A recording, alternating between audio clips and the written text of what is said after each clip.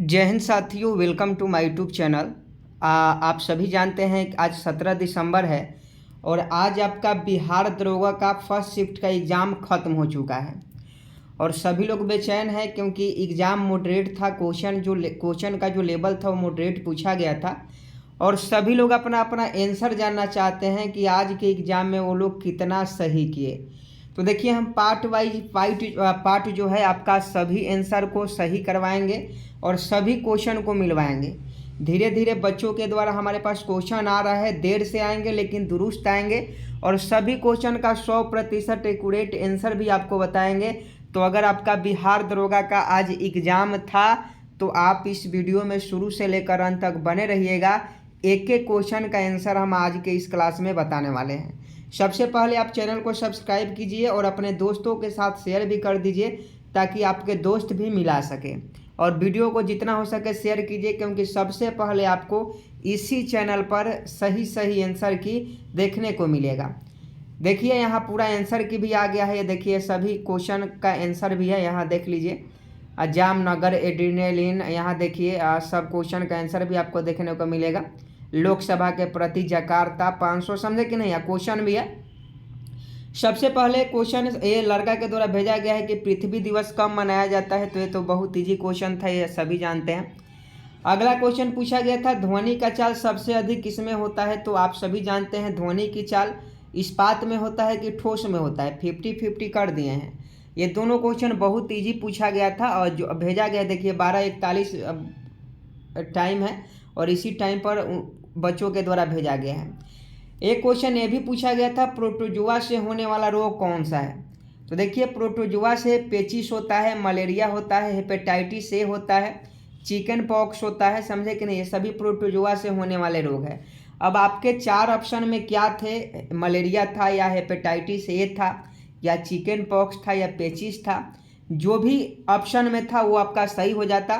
Protozoa से होने वाले रोग हैं पेचिस है, मलेरिया है, हेपेटाइटिस ए है, चिकन पॉक्स है। तो जो भी ऑप्शन में था इन चारों में से वह आपका बिल्कुल सही जवाब हो जाता।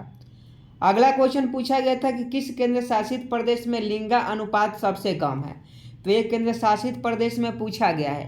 तो ये भी क्वेश्चन बहुत ईजी था। 2011 के जनगणना के अनुसार पूछा गया था कि 2011 के जनगणना के अनुसार किस केंद्र शासित प्रदेश में लिंगा अनुपात सबसे कम है, तो आपको बता दें 2011 के जनगणना के अनुसार दमन और दीव केंद्र शासित प्रदेश पूछा जा रहा है। तो दमन और दीव में लिंगा अनुपात सबसे कम था, यानी 618 था, 618 था।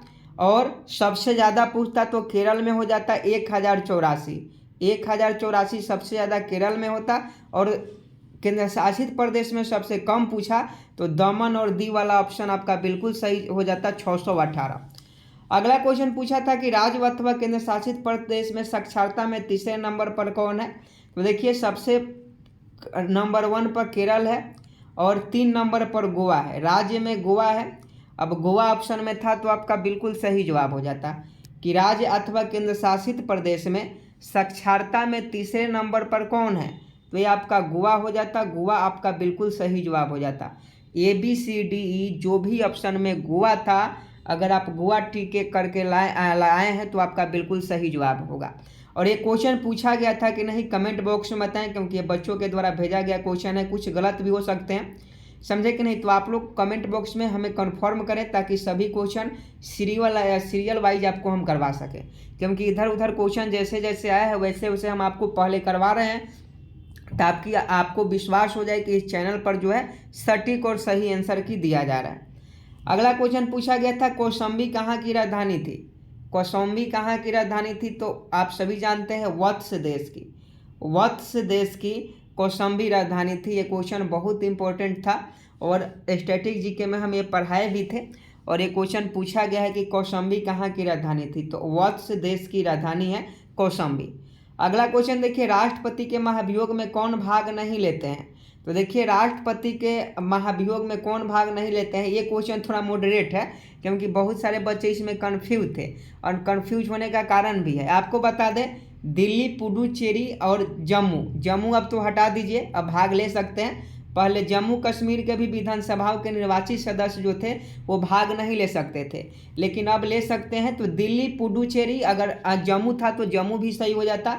दिल्ली पुडुचेरी के विधानसभाओं के निर्वाचित जो सदस्य हैं वो राष्ट्रपति के महाभियोग में भाग नहीं लेते हैं, तो इसका सही जवाब दिल्ली होता तो दिल्ली हो जाता, पुडुचेरी होता तो पुडुचेरी हो जाता, जम्मू होता तो जम्मू हो जाता। अगर तीनों था तो तीनों सही आंसर होता। अगला क्वेश्चन देखिए, मुख्यमंत्री के कार्य का विवरण किस अनुच्छेद में है? सही जवाब बताएं कि चीफ मिनिस्टर के कार्यकाल जो है, चीफ मिनिस्टर की जो कार्य का विवरण है वह वर्क किस प्रकार से करेंगे, उसका विवरण किस अनुच्छेद में है? तो ये आर्टिकल 167 में है। आर्टिकल 167 में यह बताया गया है कि मुख्यमंत्री के कार्य का विवरण उसमें क्या है।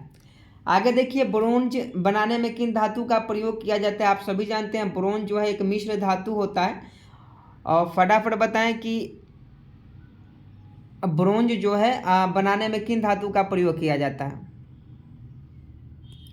फटाफट बताएं।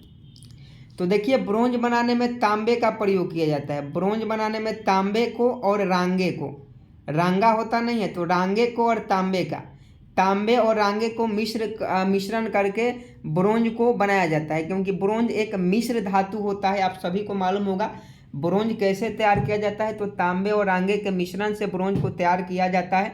तो तांबे प्लस रांगे आपका बिल्कुल सही जवाब हो जाता। अगर ऑप्शन में था तो ये बिल्कुल सही जवाब हो जाएगा। और ये सभी क्वेश्चन पूछा गया है कि नहीं, कमेंट बॉक्स में जरूर बताएं। ऑपरेशन गरुड़ किसने चलाया था? जल्दी से बताएं, ऑपरेशन गरुड़ किसने चलाया था?